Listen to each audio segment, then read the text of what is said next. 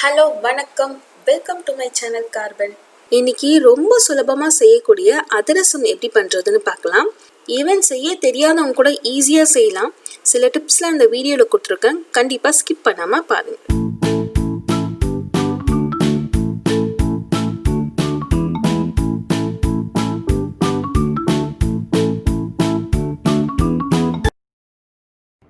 ஒரு பாத்திரத்தில் அதிரசத்துக்கு தேவையான அரிசி எடுத்துக்கலாம். இன்னைக்கு நான் 1/2 கிலோ பச்சரிசி எடுத்திருக்கேன். அரிசி சூஸ் பண்ணுறது ரொம்ப முக்கியம். நீங்கள் கடையில் போய் அதிரசத்துக்கு தேவையான பச்சரிசி கேட்டனா அவங்க குண்டு குண்டாக உள்ள பச்சரிசி தருவாங்க. அந்த பச்சரிசி தான் அதிரசம் செய்யும் போது நல்லா அழகாக உப்பி வரும். இப்போ இந்த அரிசியை நல்லா தண்ணியில் வாஷ் பண்ணிவிட்டு 2லேருந்து 3 மணி நேரம் வரைக்கும் தண்ணியில் நல்லா ஊற வைக்கணும். நான் இன்னைக்கு மிக்சியில் அரைக்கிறனால ஒரு 3 மணி நேரம் போல் ஊற வச்சுருக்கேன். நீங்கள் வெளியில் கொடுத்து அரைக்கிற மாதிரி இருந்துச்சுன்னா நீங்கள் 1 மணி நேரம் கூட ஊற வச்சுக்கலாம். ஆனால் 3 மணி நேரம் மேலே ஊற வைக்க வேண்டாம். ஏன்னா அரிசி நம்ம அரைக்கும் போது பவுடர் மாதிரி இருக்காது, உங்களுக்கு மாவு மாதிரி ஆகிடும் அந்த அரிசியெல்லாம். ஒரு 3 மணி நேரத்துக்கு அப்புறம் பார்த்தீங்கன்னா அரிசி நல்லா ஊறி இருக்கும். இப்போ இந்த அரிசியை ஒரு காட்டன் துணி அப்படி இல்லைன்னா நம்ம டிஷ்யூ பேப்பர் யூஸ் பண்ணி கூட காய வச்சுக்கலாம். வெயிலில் காய வைக்க வேண்டாம், நம்ம வீட்டுக்குள்ளேயே ஃபேன் காற்றுலேயே காய வச்சுக்கலாம். இது கம்ப்ளீட்டாக காய வைக்கக்கூடாது, கொஞ்சம் ஈரப்பதத்தோட தான் நம்ம அரைக்க போகிறோம். கொஞ்சமாக செய்யும் போது நம்ம வீட்டிலே அரைச்சிக்கலாம். ஏன்னா வெளியில் கொடுத்து அரைக்கும் போது மாவு சீக்கிரமாக ட்ரை ஆகிடும்.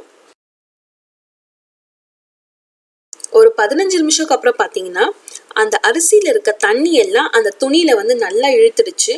நீங்கள் அரிசியை கையில் எடுத்து பார்த்தீங்கன்னா தண்ணி எந்தவித தண்ணியும் உங்களுக்கு கையில் ஒட்டவே ஒட்டாது. ஆனால் அரிசி உங்களுக்கு ஈரமாக தான் இருக்கணும். நம்ம எக்ஸ்ட்ரா தண்ணியை மட்டும் தான் இப்படி காய வச்சு எடுத்திருக்கோம். அரிசியை கம்ப்ளீட்டாக காய வைக்காம கொஞ்சம் ஈரப்பதத்தோடு எடுத்து அரைச்சாதான் உங்களுக்கு அதிரசம் நல்லா வரும். அரிசியை மிக்ஸி ஜாரில் ஆட் பண்ணிவிட்டு நைஸாக பவுடர் மாதிரி அரைச்சி எடுத்துக்கலாம்.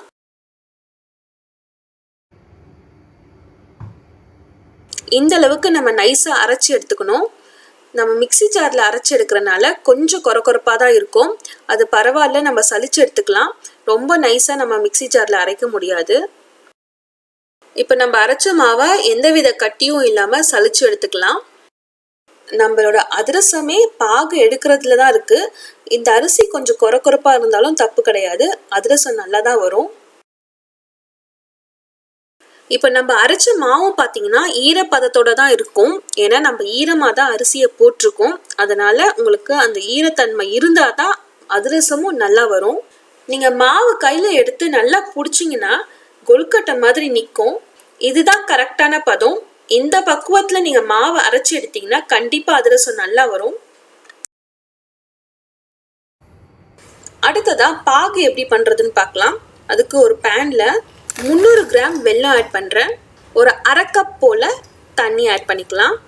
வெல்லத்தில் அழுக்கு இருக்கிறனால நம்ம ஃபஸ்ட்டு வெல்லத்தை சுத்தப்படுத்தி எடுத்துக்கலாம். அதுக்கப்புறம் நம்ம பாகு எடுக்கிறத பற்றி பார்க்கலாம். நான் வெல்லத்தோட அளவு கிராம் கணக்கில் தான் சொல்லியிருக்கேன். கண்டிப்பாக கிராம் கணக்கில் தான் ஆட் பண்ணணும், அப்போ தான் அந்த கரெக்டான பக்குவம் வரும். நீங்கள் கடையில் கிராம் கணக்கில் கேட்டு கூட வாங்கி யூஸ் பண்ணிக்கலாம். அதே மாதிரி அரிசி பார்த்தீங்கன்னா நம்ம வீட்டில் காய வச்சு அரைச்சி எடுத்த அரிசி தான் இந்த அதிரசத்துக்கு நல்லா பக்குவமாக இருக்கும். நீங்கள் பவுடர் அரிசி யூஸ் பண்ணிங்கன்னா அந்த அளவுக்கு சரியாக வராது. இப்போ நம்ம வெல்லம் எல்லாம் கம்ப்ளீட்டாக கரைஞ்சாச்சு. இதை நம்ம வடிகட்டி பாகு எடுத்துக்கலாம். இப்போ நான் வேறு பாத்திரத்தில் வடிகட்டி எடுத்து பாகு எடுக்க போகிறேன். உங்களுக்கு வேணும்னா அதே பாத்திரத்தில் யூஸ் பண்ணி பாகு எடுத்துக்கலாம். வடிகட்டினதுக்கப்புறமா இப்போ இதை நல்லா குக் பண்ண போகிறோம். ஒரு மீடியம் ஃப்ளேமில் வச்சே குக் பண்ணிக்கலாம். ஹை ஃப்ளேமில் வச்சிங்கன்னா கருகிடும். கொஞ்ச நேரத்துக்கு அப்புறம் பார்த்தீங்கன்னா இந்த வெள்ளைப்பாகுல இந்த மாதிரி மேலே பபிள்ஸாக வரும். இதுக்கப்புறம் தான் நம்ம பாகு கேர்ஃபுல்லாக பார்க்கணும். இந்த ஸ்டேஜுக்கு அப்புறம் அந்த வெள்ளைப்பாகு திக்காக ஆரம்பிக்கும். அந்த ஸ்டேஜில் ஒரு தண்ணியில் நம்ம இந்த வெள்ளைப்பாகை ஒரு ட்ராப் 2 ட்ராப் விட்டுட்டு இந்த பதம் பார்க்கணும். அந்த பதம் பார்த்தீங்கன்னா தக்காளி பதம்னு சொல்லுவாங்க. நீங்கள் கையில் எடுத்து பார்த்தீங்கன்னா நல்லா உருட்டி வர மாதிரி இருக்கணும். ஆனால் அந்த உருட்டுறதுக்கு கொஞ்சம் 1 செகண்ட் 2 செகண்ட் போல் ஆகணும். நீங்கள் எடுத்த உடனே நல்லா கல் மாதிரி உருட்டக்கூடாது. அந்த மாதிரி கல் மாதிரி ஆயிடுச்சுன்னா உங்களுக்கு அதிரசம் கல் மாதிரி வரும். உருட்டு பதத்துக்கும் கொஞ்சம் முன்னாடி ஸ்டேஜில் நம்ம எடுத்துடணும். அந்த தேன் மாதிரி உங்களுக்கு இருக்கும். அந்த ஸ்டேஜில் நம்ம ஸ்டவ்வை ஆஃப் பண்ணிடணும். நீங்கள் ஃபஸ்ட் டைம் பண்ணுற மாதிரி இருந்துச்சுன்னா ஒரு தடவையும் நீங்கள் செக் பண்ணும் போதும் நீங்கள் அதை தண்ணியை சேஞ்ச் பண்ணிக்கிட்டே இருக்கணும். ஏன்னா அந்த தண்ணி உங்களுக்கு கலங்கலாக இருந்துச்சுன்னா உங்களுக்கு சரியாக தெரியாது. இந்த ஸ்டேஜில் 1 டீஸ்பூன் ஏலக்காய் ஆட் பண்ணுறேன், 1/2 டீஸ்பூன் சுக்கு ஆட் பண்ணிக்கிறேன். ரெண்டும் சேர்ந்து நல்லா கலந்து விட்டுக்கலாம். கலந்ததுக்கப்புறமா நம்ம அரைச்சி வச்சிருந்த அரிசி மாவை கொஞ்சம் கொஞ்சமாக ஆட் பண்ணிக்கலாம். ஃபஸ்ட்டு நான் 2 கரண்டியை ஆட் பண்ணி கலந்து விட்டுக்கிறேன்.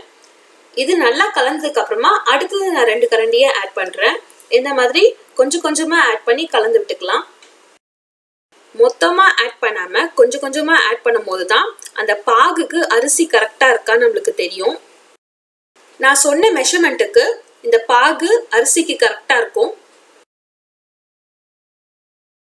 இந்த மாதிரி எல்லா மாவும் கலந்ததுக்கு அப்புறமா உங்களுக்கு பார்க்கறதுக்கு ஃபர்ஸ்ட் தண்ணி மாதிரி தான் இருக்கும்.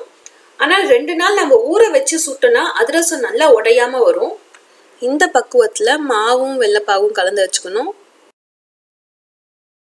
இப்போ இது ஒரு பாத்திரத்தில் மாற்றிட்டு 1 டீஸ்பூன் நான் நெய் மேலே அப்ளை பண்ணுறேன். நம்ம 2 நாள் இந்த மாவை ஊற வைக்க போகிறோம். அப்படி ஊற வைக்கும் போது இந்த மாவு ட்ரை ஆகாமல் இருக்கிறதுக்கு தான் நம்ம நெய் அப்ளை பண்ணுறோம் மேலே. நீங்கள் நெய் கூட யூஸ் பண்ணால், அப்படி இல்லைன்னா நம்ம நார்மல் எண்ணெய் கூட யூஸ் பண்ணிக்கலாம். மேலே மாவு நம்ம ட்ரை ஆகாது. அப்போ தான் இது சூடு ஆறுனதுக்கு அப்புறமா ஒரு தட்டை போட்டு க்ளோஸ் பண்ணி நம்ம 2 நாள் வெளியே வைக்க போகிறோம். ஃப்ரிட்ஜிலலாம் வைக்கணும்னு அவசியம் இல்லை. 2 நாள் கழித்து பார்த்தீங்கன்னா மாவு நல்லா இறுகி இருக்கும். நம்ம லூஸாக தான் போட்டிருப்போம். ஆனால் இந்த டைமில் பார்த்தீங்கன்னா மாவு நல்லா இறுகி இருக்கும். அதே மாதிரி நெய் அப்ளை பண்ணனால ட்ரை ஆகாமல் இருக்கும். நம்மளோட அதிரச மாவு ரெடி ஆயாச்சு. இப்போ நம்ம எண்ணெயை சூடு பண்ணிக்கலாம். நம்ம மாவு தட்டுறதுக்கு முன்னாடி கையில் எண்ணெய் அப்படி இல்லைன்னா நெய் அப்ளை பண்ணிக்கலாம். தேவையான அளவு மாவு கையில் எடுத்துக்கிட்டு அழகாக பட்டர் பேப்பர் அப்படி இல்லைன்னா பால் கவர், உங்களுக்கு என்ன அவைலபிளாக இருக்கோ அந்த கவரில் வச்சு நம்ம தட்டி எடுத்துக்கலாம்.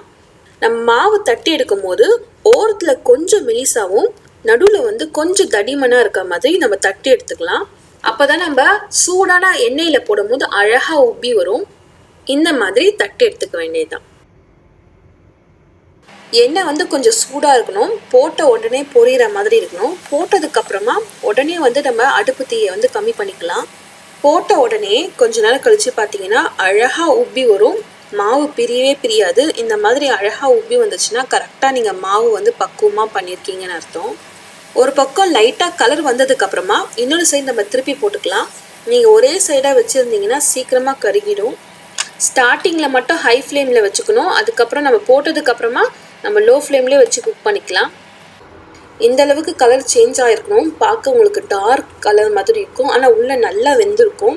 இந்த அளவுக்கு கலர் சேஞ்ச் ஆனதுக்கப்புறமா ஒரு கரண்டி அப்படி இல்லைன்னா ஒரு ஸ்மாஷர் வச்சு நம்ம என்ன பண்ணோம், மேலே ப்ரெஸ் பண்ணோம். ரெண்டுமே நீங்கள் சேர்த்து வச்சு ப்ரெஸ் பண்ணிங்கன்னா அது உறிஞ்சிருக்க எக்ஸ்ட்ரா ஆயிலெலாம் வெளியே வந்துடும்.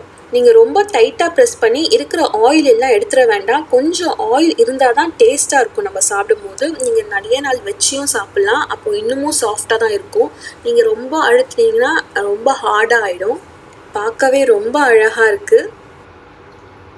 இதே மாதிரி நம்ம ஒன்று ஒன்றா பொரிச்சு எடுத்துக்கலாம். நம்ம கடையிலலாம் வாங்கும்போது அழகாக நடுவில் பார்த்தீங்கன்னா வடை மாதிரி ஒரு ஓட்டை போட்டு அழகாக போட்டிருப்பாங்க. அந்த மாதிரி கூட நீங்கள் போடலாம். அப்படி இல்லைன்னா நார்மலாகவே தட்டி போடலாம். ரெண்டுமே நல்லா உப்பி தான் வந்திருக்கு.